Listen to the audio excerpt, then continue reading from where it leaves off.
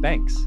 As of Q2 last year, they own $225 billion of permanent life insurance. Wow. Like, have you ever thought, why are there so many directors and VPs at the bank?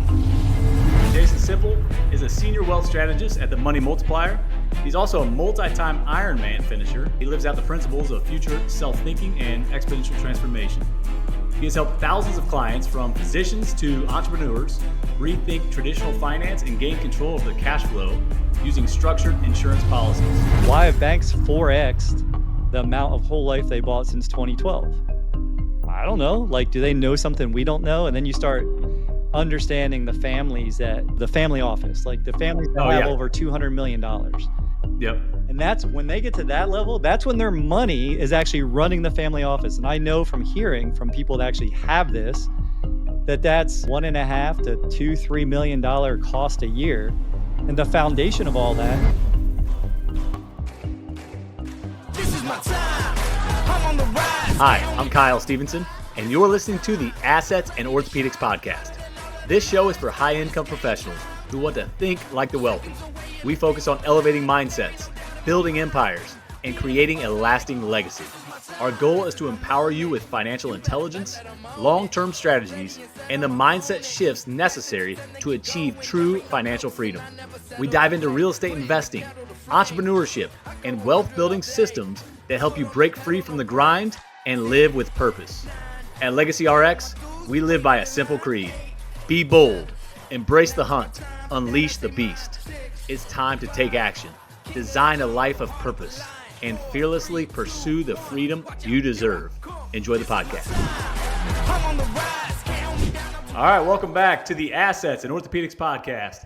This is your host, Kyle Stevenson. Today, I'm joined by someone who embodies the 10X mindset.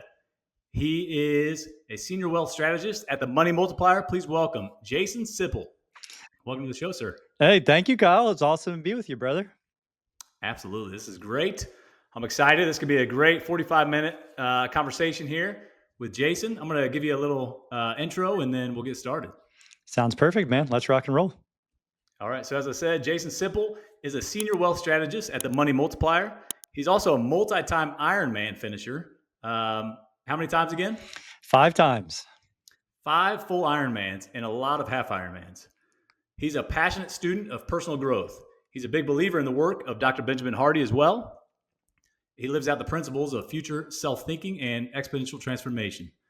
He has helped thousands of clients, from physicians to entrepreneurs, rethink traditional finance and gain control of their cash flow using structured insurance policies.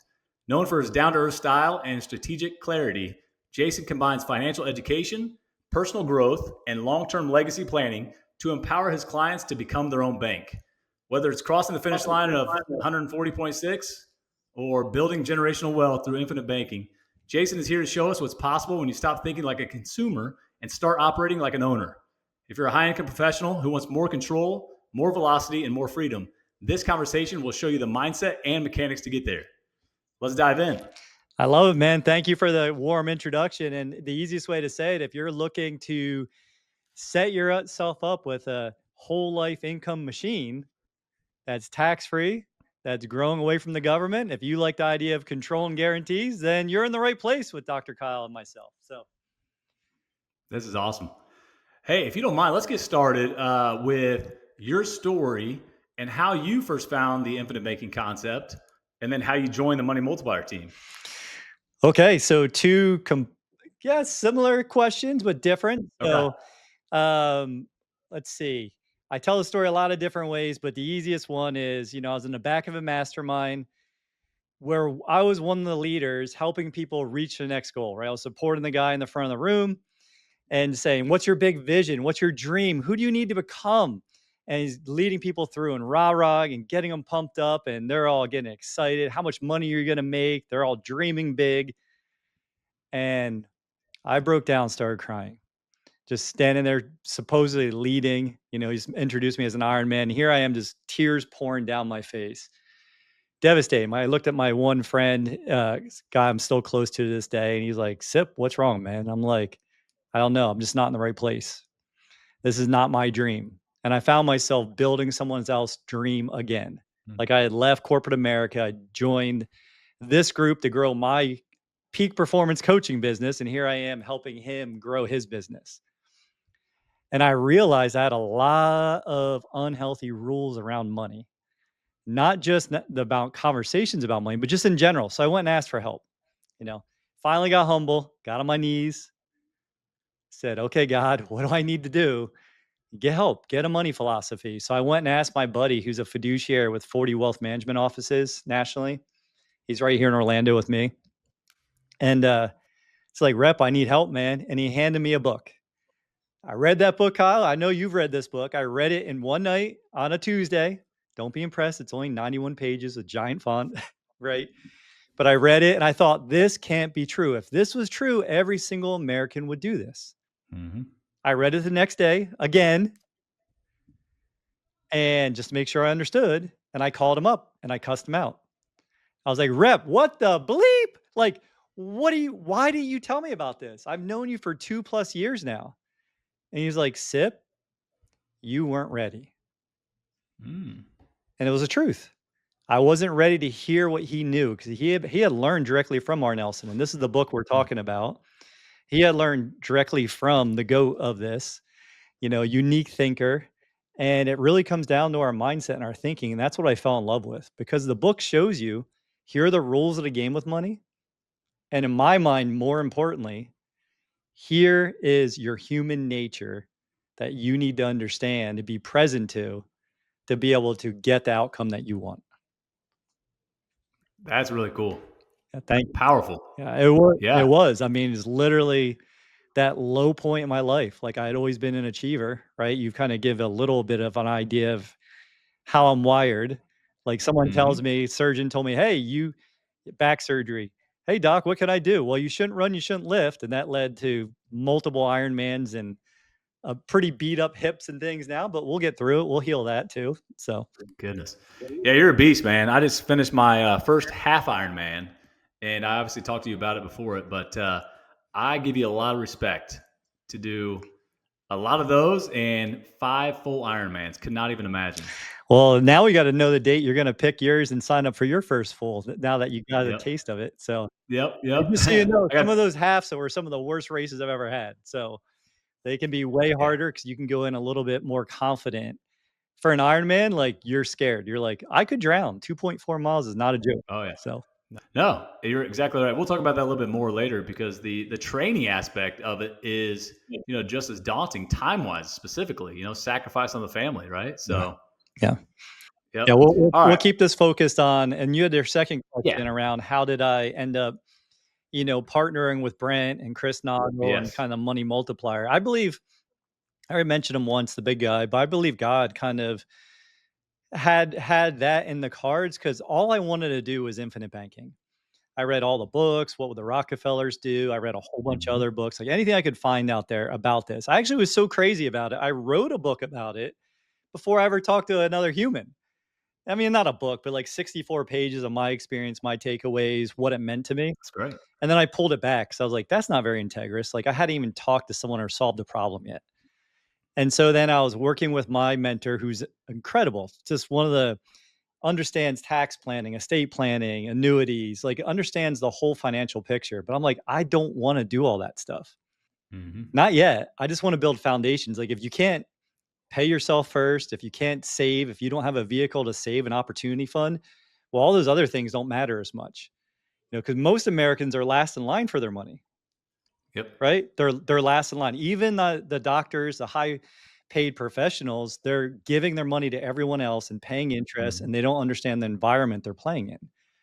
And I got it. I don't know why I got it because I always ran away from money. But then I just called Brent up. Like, I literally just called his phone number, had a 45-minute conversation with him. And he's talking to me about you talked to Brent. He's telling me all the Mhm. great things about this and very certain about everything. And he didn't need to tell me any of that. I already knew what he was saying. I was listening because I learned, but I was like, okay, yeah, that's perfect. I think we should be partners. He's like, Yeah. well, call me back in a month. I'm going to go talk in Indianapolis. I'm going to go here. I'm going to go there. Brent flies all over and speaks. Mhm. And so I called him back in a month, and here we are almost 4 years later. So, That's amazing. Well, there's a powerful message there in itself, right? It's that whole Think and Grow Rich book where it talks about like if you want to do something, you just reached out to Brent yourself Yes. and you made that happen. So many people can 100%. learn a lesson on that. Yeah, and you talk about 10x growth. I mean, from my first year of Mhm. doing this, where I had a couple hundred conversations in the first year, I've had 3,000 plus since. But, the first year, I mean, I didn't make very much, so it's an easy multiplier, but I ended up making 7,700% increase from year 1 to 2. That's huge. Huge. I mean, you talk about 10x in your business. And so I thought Mhm. about that principle just to stay on that for a second. I thought, okay, well, where's that next pop from? Where's that next, stage, maybe the next thing where you go connect with someone where you can actually bring the message to more because we all need this. Like I Mhm. truly believe that in my heart. Like the goal is to inspire, educate, and transform 10 million fathers and their families to avoid financial slavery. Right? Live their legacy and make a positive impact in the community. That's families, right? Or kids, families, Mhm. and communities. And so I thought about, well, I've been going having these one-on-one conversations, transforming people's lives, seeing the results, having the conversations. But what's that next level? And it's picking up the phone again. It's going out and getting uncomfortable and making calls to people that might be that next partner, Mhm. right? So that's to your point, like that's it. I love that. And I love what you guys do too. I mean, you guys embody it, you live it, you educate. You don't have to sell anybody, right? Because you actually use this stuff. So Yeah. it's not like you're selling anything. I mean, you truly are just educating people and making them aware of something that most people are missing out on. Yeah. I actually move. That's a great point. I actually move more people away from doing this than doing this if I don't think they're ready.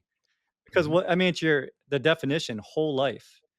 It's your whole life. If you're not ready to commit to something for your whole life and you don't see the value in it, you might not get it right away, but you at least have to have faith. Like it's like Henry Ford said, you either think you can or you think you can't. And guess what? Either way, you're going to be right. Mhm. Yep, that's so good. Yep, and we can get into some of the basics and stuff. And I've had Brent on my podcast a couple times now, and I think people understand it. And if you don't, you definitely need to read R. Nelson Nash's book, regardless if you understand it or not. But people have mentioned to me, doctors and even just buddies, they're like, "Well, it's a scam or too good to be true." Or whatever it is. What do you say to those people that think that way? Because I mean, I would tell you just to follow up real quick. Some of the buddies, when I first put a podcast out there, and I was doing my own research, I was like, they would text me, "Hey, it's a scam. Stay away from it." And I was doing my own research, and I was like, "Is it though? I actually think this is what the banks are doing. I think this is what the wealthy are doing." And now those are the people that have actually signed up with me. So or signed up with the money multiplier and are doing it. So yeah, what's your answer to that? I listen and I ask questions just to ask me, or to tell me why do you think it's a scam? Like what part of it's a scam? Just to try to understand where they're thinking, to kind of meet them where they're at because the last thing you want to do when you're trying to help and be of service, I mean, you got to disrupt people. Like, don't get me wrong. Like I told a guy earlier, I'm like, that's ridiculous. You're being ridiculous. What you're telling me is makes no sense. You're willing to take on more risk at your age to be tied to something that you don't control, to have a contract that you're not in control of, and that's not important to you. Like, just why would anyone do that? Hmm. So really, I guess my point is just try to understand where someone's coming from. And then you just can give them the facts. I can say, hey, don't believe anything I say. I would tell your listeners the same thing. Don't believe anything I'm saying. Go check it out. Go research it. Like you mentioned, bank owned life insurance, banks. Quarter two last year, as of quarter two last year, they own $225 billion of permanent life insurance. Wow. Like, have you ever thought, why are there so many directors and VPs at the bank? Yeah. Because they need an insurable body. Oh, that makes sense.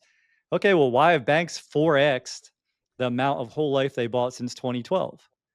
I don't know. Like, do they know something we don't know? And then you start Hmm. understanding the families that, the wealth. I mean, talking families with the what's it called? The Rockefellers. The Rockefeller method, but I'm thinking of the family office, like the families that Oh have yeah. over $200 million. Yep. And that's when they get to that level, that's when their money is actually running the family office. And I know from hearing from people that actually have this, that's, a 1.5 to 2, $3 million cost a year. And the foundation of all that is whole life. Mm-hmm. They call that, family banking. And that goes with the constitution, the trust. And I mean, that's the part that I'm most interested in at this point. Yep. But then you can go out and multiply the money. You do it multiple ways. So Yep. And I know that you just got off a family retreat. So let's just start with the basics of IBC, of infinite banking concept. Talk about that, and then we do want to get into legacy because that's a big part of this. yes. And I know that, like I said, you're coming fresh off a family retreat, which is awesome. So, just how do you explain infinite banking to a novice, somebody that's like unsure, they think it's a scam? I ask a question. Would you like to know how to have your money do 3 jobs? $1 doing 3 jobs. Would that be of interest to you? Yes, Yes. of Okay. course. Cool. So let's imagine we put your money, you make a deposit into your system, right? This is from my friends, the Do Brothers, right? The 3 cup setup. I could even give a visual. So here's 3 cups. You make a deposit into cup number 1, right? It has to buy something. So this cup number 1 is premium deposit. This is your cash value or loan cup, and this is your death benefit cup. So when you put money in cup number 1, it has to buy something. What's it buy? It buys more death benefit, right? Well, then it also gives you cash value because we design it so you have cash value. Hmm. So now you have guaranteed growth here. You have a guaranteed death benefit. So that's already 2 guarantees. Your premiums are level, right? They're guaranteed to never get more if you get sicker, older, whatever. It's going to stay the same, whatever we designed it for. And now, as you put money into your premium deposit cup, you're going to have a multiple of death benefit, and you also have cash value. So the save, spend, and protect method is you're saving here where it grows guaranteed, most likely going to earn you dividends because all the companies we work with, all the mutually owned dividend paying companies have never missed a dividend in 100 plus years. Like the company I have all 4 of my contracts with currently is 148 consecutive years. Hmm. Show me something else that, maybe other than like a beer, uh, a beer company that has that kind of profitability every single year, right? Next, you have you're borrowing against this, you're collateralizing this and borrowing other people's money. So think of it as a line of credit. You're borrowing at simple interest. Now, tell me if this sounds true to you, and listeners, yell out in the car if you agree. If you believe what I believe, the wealthy have more choices. Is that fair? Fair. Fair. Absolutely. So in the premium deposit, where you're putting your money, storing your money, growing your money, you can change your mode of payment every year depending on how you cash flow. You can make it monthly, you can make it annual. You can do any of those things, and you can change it from year to year. Now, when you're building up the cash value, you're never borrowing from this cup. You collateralize it, you borrow against it. And so now you have this money continues to grow uninterrupted, no matter how much you put in here. You're Hmm. borrowing this to go buy the things you're going to buy in your life or go invest in the things you're going to invest in. And you still have the guaranteed multiple death benefit. Does that make sense? We're saving, spending, and protecting with Growth. the same Hmm. dollar. And you Yep. control it all. Absolutely. And you control it all. That's the best part about it, Yeah, right? you control it. You're number one. It's your contract. What you're doing for like someone's a broker like myself, right? Like if you asked me 5 years ago if I'd have a life insurance license, much less like 50 of them, I would have let you punch me in the nose. And you're a pretty big dude. Like I don't think that'd feel very good. But I'd be like, that's the dumbest thing I've ever heard because that's what I thought of whole life. And Hmm. that's where it becomes a challenge in the industry. We asked one of the executives of one of the big mutual companies that we work with. You were there. We asked him, Yep. hey, are we okay calling this whole life income?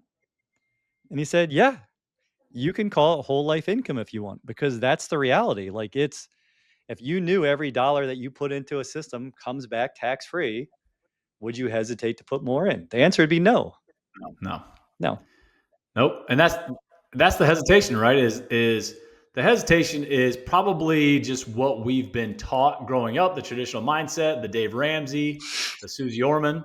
they've put this into our head. And I would even tell you for physicians, white coat investor is the big, have you heard of that? Yes, I have. Yes. Yeah.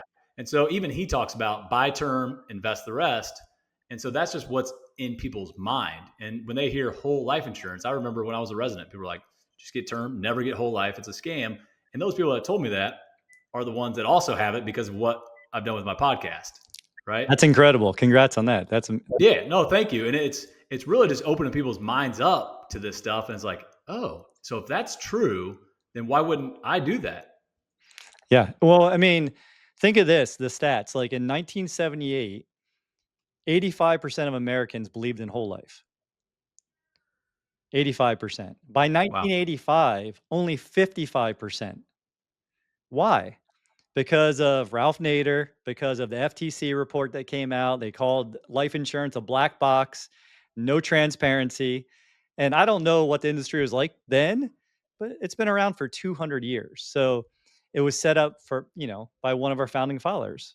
Mm-hmm. Ben Franklin was one of the first. But anyhow, so by 85, only 55%. But what started during that time period? You started having ULs, you started having not IULs yet, VULs, ULs, because they wanted more transparency. They wanted to give you more flexibility, but they also gave you the option to tie it to the market. And guess what happens when you tie it to the market?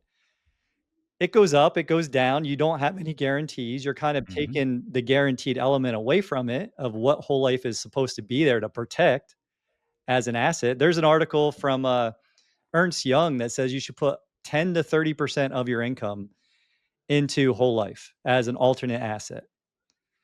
I mean, and then if you go to see what their wealthy did in 86 and Mm-hmm. 87, they started putting as much money as they possibly could because their attorneys told them to. They were Yep. putting millions, as much as they could get approved for, into a whole life. Why would they do that? And then then Uncle Sam said, "Whoa, wait a minute. Hey, guys, what about Right. me?"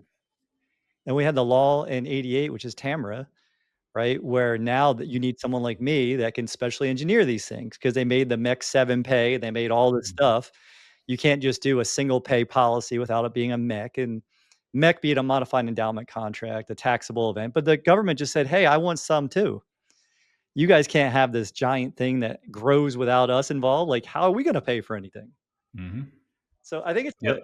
logic, reason, and prophecy, right? That's what Nelson calls it. So Yep. And so some other things that people may hear about on maybe social media or whatever is IULs. You just mentioned that. And I know some social media hype has been IULs can be used for infinite banking. Obviously, that's not the case, but is there any way to explain why that's not the case? well, I mean, you should check out. You can use them. Is it a good idea? No, because there's too many variables and too many levers that you're Mm-hmm. messing around with, and you're setting yourself up for it to fall apart at some point. An Yep. IUL is Index Universal Life, if you're not familiar, and it means you have a 1-year renewable term. So, like right now, if you and I start, we'd probably be okay. Like I'd be a little worse off than you because I'm a little older than you. But by the time you get to the year 60, 65, something like that, it's going to start getting really expensive to have 1-year renewable term. Mm-hmm. And then that's going to start eating at your cash value. And so, and they're designed with the life insurance company in mind. So the way I always talk about it is the people who are always going to win is the an IUL is an agent, the company, and you, the client, may or may not win. It's up for grabs. It depends on the market, depends on the profitability because they can turn down things in your contract. They can change the upside, they can change the contribution. So you take on all the risk. It's just like going into the stock market. It's just like our current retirement system. Mm-hmm. Everything's about us, the people, assuming all the risk, and we don't need any more risk in our life, Right. right? We need the exact opposite. We need something that's going to be foundational, something that's rock solid, something that's going to perform exactly like we want Mm-hmm. it to, or it's designed Mm-hmm. to. It's funny you say that because I would tell you for me personally, like this podcast started off just talking about real estate investing for the most part. And over time, Hannah Kessler actually said on her podcast one time, and it really hit me that there's no price tag for a peace of mind. And so this gives me certainty, right? Yep. The infinite banking concept gives you certainty, knowing that there's guaranteed to grow uninterrupted compound interest. And then you can use that money to pay off consumer debt, car, something like that, or use it for what you know, like, and understand, which is real estate investing or whatever you want to invest in, right? But the certainty is really with this policy more so than even real estate or some investment that you want to put money into. Yeah, it was taught to me. That's a great point. It was taught to me as an and both asset. It's and both. Like when you invest, it's an either or. I'm going to Mm-hmm. invest in real estate, or maybe I know hard money lending, or maybe I know the market, or maybe I know crypto, whatever your thing is. It can be all those things, but it's Mm-hmm. always an or. I'm going to do this, or this, or this, or this. When it goes into a policy as an opportunity fund that you're building up either quickly or over time, depending on how you cash flow and what you're trying to accomplish, then you can borrow against that. And now you're making a spread here, you're making money here guaranteed. You're making a spread in the middle. And if you're being an honest banker, guess what? Your spread's getting bigger because that simple interest is being reduced. And you're in Mm-hmm. control of all of it. People are like your brother asked this. Well, what happens if I can't pay back the loan? Well, well, then pause on it. Don't like you set it up. You can pay it back. Remember, the wealthy have more choices. Pay it back structured. That's how the banks Mm-hmm. want their money. So if it's your system, do that. But if you don't wanna do that, do it unstructured. Maybe you have a big bonus. Maybe you can pay back a chunk, or you can just pay the simple interest. So again, it gives you more control. And now you're multiplying the wealth. And, if you go through the keep or build, keep, and multiply of our life cycle, right? Like you and I think are generation one with banking. So we're doing a lot of building and we're Mm-hmm. looking to keep. And Yep. now we're looking to multiply, but our kids are gonna be so much better off with the systems and processes to really multiply, really accelerate. Mm-hmm. Because now, like, there'll be so much money over time in these policies. If they want to go to college, if they want to start a business, if whatever they want, they can start taking loans out from the Stevenson Bank or the Sipple Bank. Mm-hmm. And then, because think about this, if anyone's confused, do you think banks or the government is giving you money and loans because they think you're successful or good looking or they like you? They make money. They're making a lot of money. So why not do what they're doing and have control? Like if this country would be so much different if we could like if what I want to happen happens or when it happens and we bring it back to the you and me level, that's a game changer. All of a sudden the banks aren't causing as much inflation. The whole Mm-hmm. economy looks different. This country looks different. Like we all will feel a lot different. When I started my first policy, the relief I felt, I didn't Yep. even think it was about the legacy, but the relief I felt from paying off all of our debts, almost all of them, one shot, having $2,200 a month come back to me that used to go to family of Ford, family of Hyundai, family of Yeah. debt consolidate. I have made all the mistakes, man. Mm-hmm. But that death benefit, when I do stupid stuff like Ironman or riding my bike at 5 a.m., and my lights go out or whatever, Yep. now I know my family's taken care of, which is the whole point of it. Yep. Absolutely. Exactly. And it's like, man, why didn't our parents know about this? Yeah. But it's awesome that we do now, and that you're educating a lot of people on this. Um, so you mentioned that you have four policies Yep. personally, and so what do you mind going through, like, just an overview of what you like to do with your policy? Yeah, 100%. So I have a great video on my YouTube channel that talks about this where I talk about, broke to cash flow in 4 years. And that's been the journey. And my thinking has changed with every iteration. That video talks about what did I do well, right? What did I not do so well? What might have I changed? And my reality is I don't think I would change anything because they each served a purpose. Like I didn't Mm-hmm. start any policy without having a short-term goal and tying it to my long-term vision. But first we took care of debt. We had 3,300 a month leaving us. Now we have all that coming back. So Mm-hmm. now we own the debt, right? And we're paying ourselves back. Then we built that opportunity fund up. We've used my son's policy to go skiing every year and we pay it back. We've taken the rest of the opportunity fund, we put it out to work in a joint venture, and now we have cash flow coming back every month. where we're just building it back up. So the goal is to have at least within 10 years, at least a million plus of cash value out earning between 12 and 18% annually. Awesome. Like That's awesome. that's how I tied the two things together, right? So That's fantastic. That just sounds good, right? yeah. I mean, yeah, it's 12, 15, $18,000 a month coming, and like who knows what that's worth 10 years from Mhm. now, or not that many Exactly. years, 6 years from now, but Right. that's the goal. Exactly.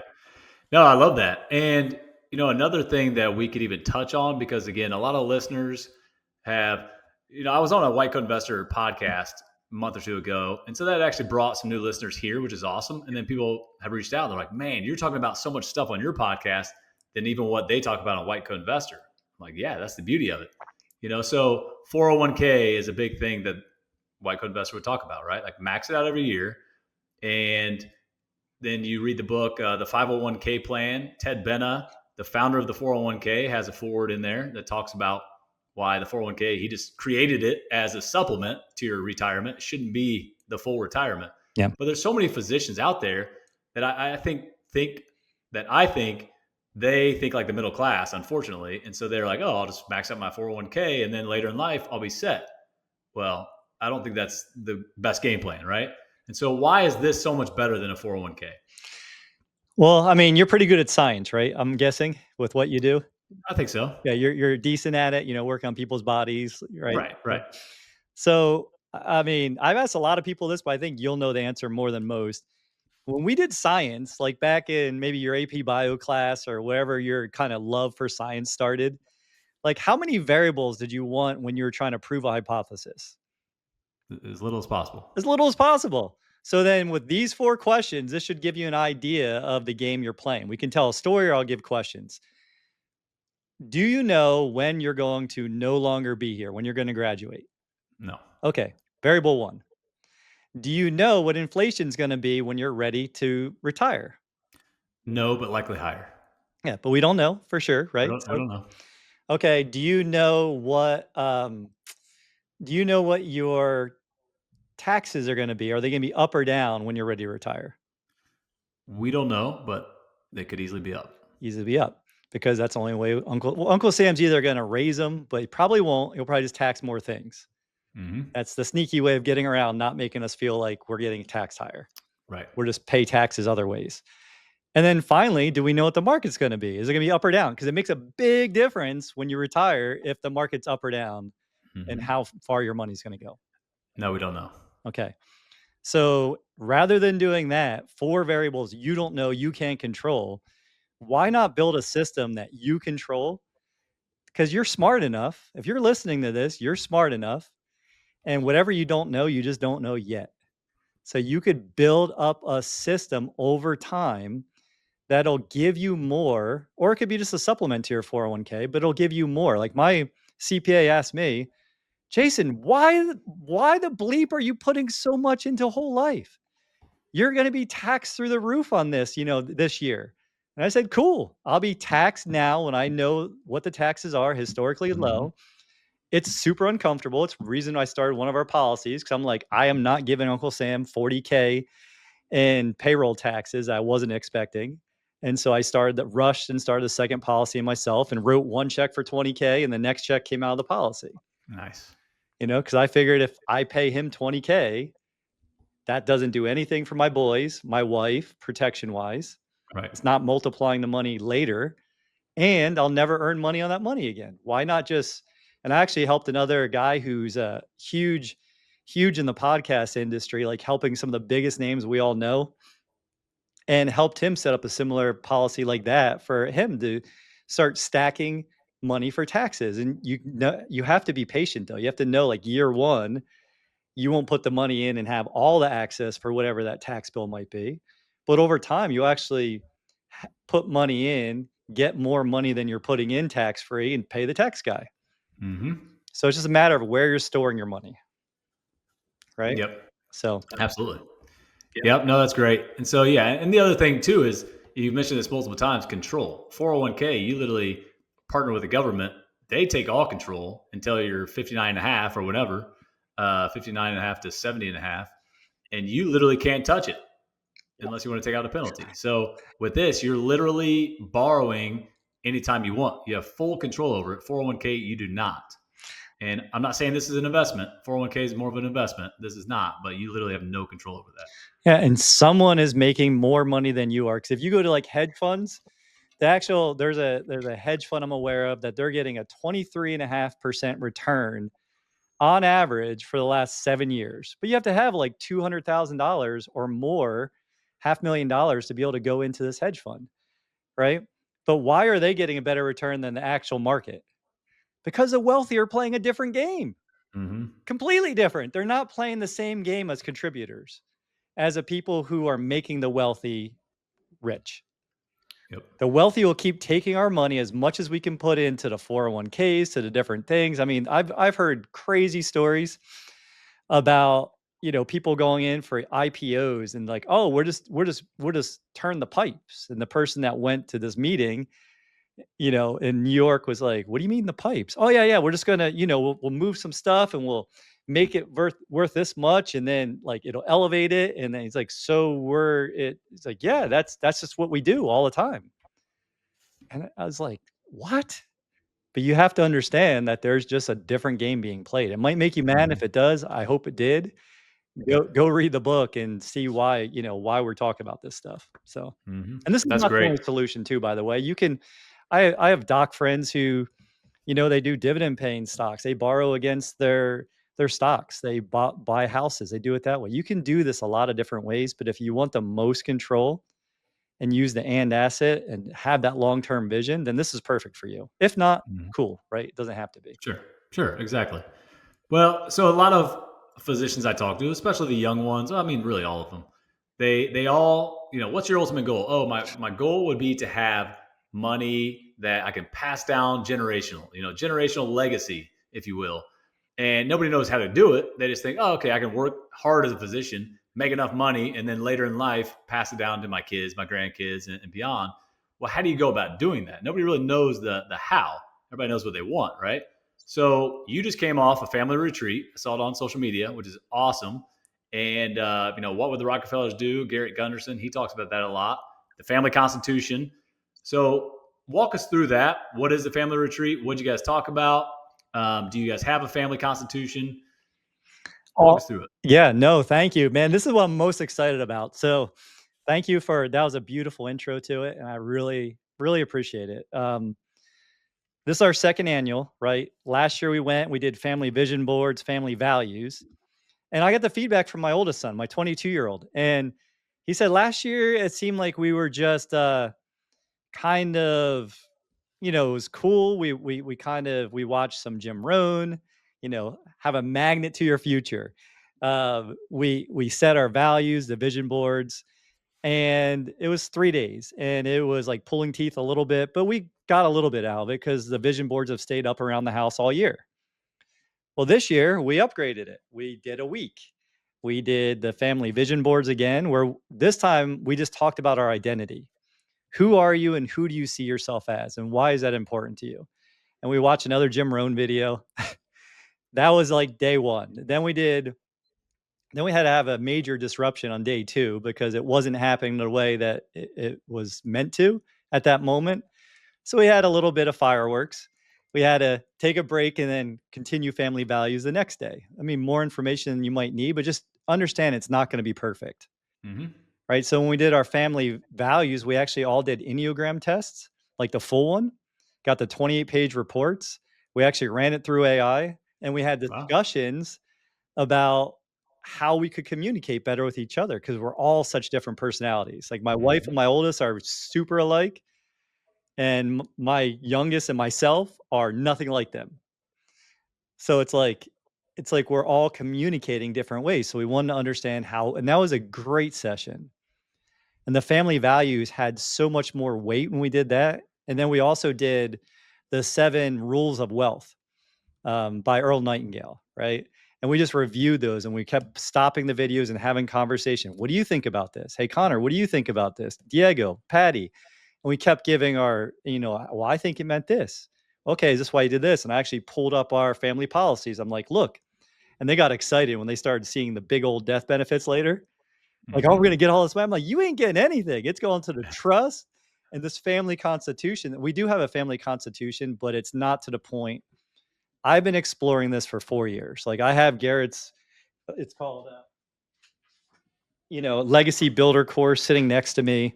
Mhm. Um, so I wrote a family constitution, but I'm looking for the right.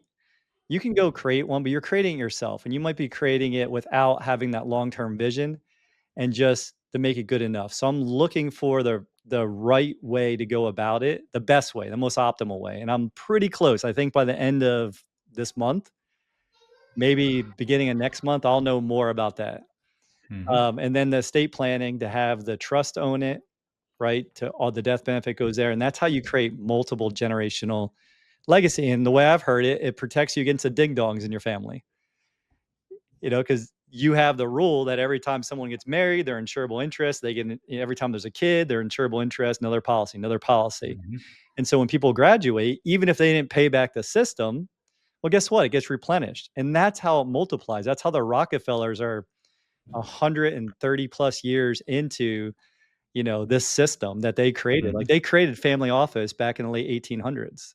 John Rockefeller did. That's I think amazing. it was 1883. I was looking it up the other day. I'm not sure if that's right. Like I said, don't believe me. Research it. Mhm. Yep, exactly. Yeah, 7 generations or something like that. Yeah, it's like 150 Rockefellers, and the amount is like $50 billion or something insane. Mhm. Like, I know another guy who's third generation banker, 70 family policies, and their trust holds about 156 million in cash. Wow. Wow. That's amazing. It just continues to grow, and that's the coolest part. But I love the raw picture that you put into our head about your family retreat, Yeah.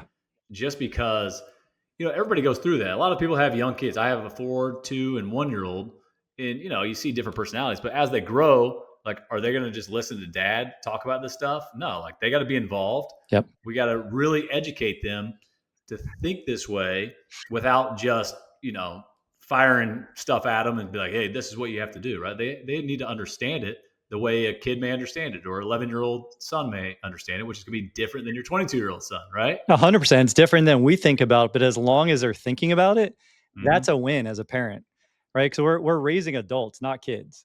And so having the conversation and being raw and vulnerable about it, don't expect it to be perfect. This is so much better. And what it did for me, like, one of our goals and one of our things on my vision board is we're going to have a place in my wife's beautiful country of Ecuador on the beach.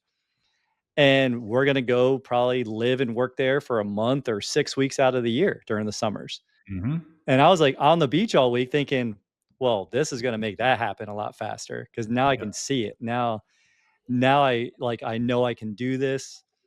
Now I know it's gonna be from our system," like, all the things. Like, it was just, like, Hmm. you gotta put yourself around those situations and kind of take a leap of faith. Like, Yep. don't tie it to being perfect. I don't know about you, but I want things to go right all the time. Yep. And so I had it planned, I had it blocked, I had an idea of how it's gonna be, and none of it happened the way I thought it would. Hmm. It was all 100 times better. Good. Yep. That gave me chills. I love that because it's perfectly imperfect, right? Yes. Yeah. And the coolest part about that is, we have an idea as I think guys, men, husbands, fathers, providers Yep. of what we think things should be and the way it should be. But it's so much cooler when we can hear our kids' dreams or our wife's dream to see, all right, this is what we're going to do as a family. This is so cool to see them, be a dreamer. It was, and it was like when we did our values, we figured out what individually was most important to each of us and how collectively you start building a story. We are this. This is what we do. This is Hmm. what we don't do. And you start getting those definitions. And every year that's going to get better and better. And then we'll probably start doing quarterly meetings. Well, we won't probably. We're going to start doing quarterly meetings where we'll stop every month or every couple months, and we'll talk about what progress have we made? Like, we're Hmm. raising our standards around here. You talked about Ben Hardy, you talked about standards. We're raising our floor, and we put whiteboards all over the house now. So now we're all writing down our standards. What are we committing to? What are we doing? And it's really cool because I've always went to grow. That's my number one human need. Hmm. And I thought I could just lead by being an example. People would follow. That might have some impact. It has a lot more impact when you're involved with other people's growth. Yes. Yes, that's amazing. Yeah, I mean, your 22-year-old is probably to a degree getting excited about this stuff, right? Like he could use the family bank or, come to you as the family bank to potentially buy his first house, or maybe he's bought a car, or, All those start things. utilizing. He is getting excited about it. He's asking more questions. He's telling his friends about it, Hmm. that have, either just got out of college or maybe they started their own businesses. He was telling me of one guy in particular. So yeah, it's super cool hearing how he thinks about it. And they listen to me all day. Like it's kind of a blessing and curse to be Right. in the loft is where my studio is that's open. So like as we're doing this, they're all downstairs in the kitchen. They can all hear me. Hmm. But they hear this over and over and over again. Right. That's one of the things Hannah told me. She's like, "I used to hear dad just for hours saying the same things over and over again." And it just kind of marinates. Yep. Eventually it comes into their heads. So Yep. That's so great. I love it. Well, so we'll get back to physicians, the audience. Um, you know, we have we have medical students, we have residents, we have young physicians, we have old physicians, or physicians that are about ready to retire. So, do you mind just separating this into two camps? Some of the young physicians that are coming out, like what advice would you have for them? And then maybe if it's the same, then great. If it's something different for older physicians who are just learning about this stuff, what would you say? it's probably not too late. You probably think you're too old to do it for the older physicians. The majority of people I talk to are in their 50s and 60s and some even their 70s. Right? So think of it like a football game, like quarters or basketball, whatever you like better. But like quarter one is your 30s and 40s, right? If you're 20 something, then you're not even in the game yet. Like you're still on the sidelines. You're aware there's a stadium, but you're not in. So 20s and or 30s and 40s, you're in quarter one. Your 50s, you're in actually, sorry, let me do that again. So your 20s and 30s are quarter one, your 40s are quarter two, your 50s are halftime, so I'm just entering halftime, like, I'll be 51 this year. Your 60s are the 3rd quarter, 70 to 75 is the 4th quarter. So, if that gives you kind of an idea, and in the way we engineer these, as long as you're all equally healthy from, 21 to 71, your cash value will work the same. Your death benefit will just be drastically different. Hmm. And the amount of death benefit you can have will be different because you don't have as long to work. It's just a replacement of income is what the death benefit's for. And so, I mean, when you see, like, if you've heard what would you rather have, a penny that doubles every day for 30 days or $1,000,000? Think of it this way. If you get to day 27 and you pick that $1,000,000, you're going to be disappointed. Right? All of a sudden, it's exponential. That's what wealth is. It's exponential. It's not linear growth. So if you're a younger doc, like Nelson said, the only downfall of this system is not participating. Hmm. So get in, build what you want because your need, right? Your need for financing will always exceed your need for death benefit. If you're older and maybe your goals are different, maybe it's a combination of creating more legacy, but there's still things you want to do and you need a supplement. It's all going to depend on what your goal is. But just want Hmm. everyone to know that it's not too late as long as you're willing to do the work of a banker. It's a verb. This is the most profitable business you'll ever own, no matter how much money you make, if you treat it that way. Hmm. Yep. So, with that being said, if somebody gets on the phone call with you, you guys go through their personal situation. Every time. Yep. Yes. Now, I'm meeting you where you're at. Again, what's your long-term vision? Because I asked 4 questions. What are you trying to do? Eliminate debt rapidly? Are you making major purchases? Maybe you're doing a house renovation in addition, or maybe, a pool for your family, or are you looking to go invest and have your money make money? Like Warren Buffett said, if you don't learn how to put your money to work while you sleep, you will work until you die. Hmm. Or you're creating legacy. You know what everyone tells me? What do you think everyone tells me when I ask what's important of those 4 things? All four. All 4, which means that they have 0 clarity on what Right. they actually want. So the first thing is just picking something to focus on because that progress is going to equal happiness. Think of it this way, it's training, which is learning, it's testing, which is doing, and it's teaching, which is accelerating your knowledge. That's a system, 3 T's. You train, you teach, you test. Or you train, you test, you teach. Make sense? Great. Absolutely. I love it, man. You might be a philosopher as well. I think so, somewhere. Yes, sir. Yep. No, that's great. No, you've gone through a lot with us, and we love it. I know my listeners will love it because you present it in a different way than Brent Kessler or Hannah, and so it speaks. It will speak to a lot of people. Thank you, brother. Well, I appreciate that greatly. I try to like my name, Sipple. I try to keep it simple as Sipple. If there should be no jargon in these conversations, it's really trying to understand where you're at, what you're trying to accomplish, and then giving you a roadmap. Hmm. And some people are visual, right? Some people need to see walls of numbers. Like that's not me. My podcast partner, that's what he needs to see, walls and numbers. He went and tried to disprove everything, and he couldn't. And so he tried it. And guess what? It works. And now he believes as much as I do. I That's believed awesome. right away because I just read the book and I was like, look at all these references. Look at all these, the Hmm. Creature of Jekyll Island, Yep. the Pirates of Manhattan. And this goes on and on and on and lists all of these books, deeply researched, written books. I'm like, there's too much information here. There's too much thought. There's too much knowledge for this. It makes sense. Like, why, Hmm. why don't I just put a little faith in it and see? Yep. Right. You're so right. So right. And I connected with it mostly when, like, I've studied Robert Kiyosaki, like most people have. And R. Nelson Nash mentions Robert Kiyosaki, talks about cash flow quadrant, which I love. And then in Robert Kiyosaki's books, like he talks about it. And he's always said, it's not how much money you make, it's how much money you keep Yes. for how many generations. And Yes. this is what he's talking about. He just doesn't get into the details as much. Yeah. To, I've seen a letter. I've actually seen an email from Robert to one of my peers talking about how much he loves this.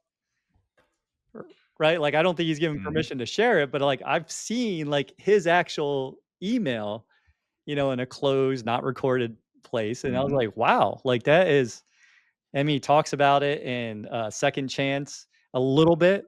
And you're not Yep. going to find him saying, hey, the infinite banking concept does this. No, you're going to find permanent life insurance. Yep. Like that's the vehicle.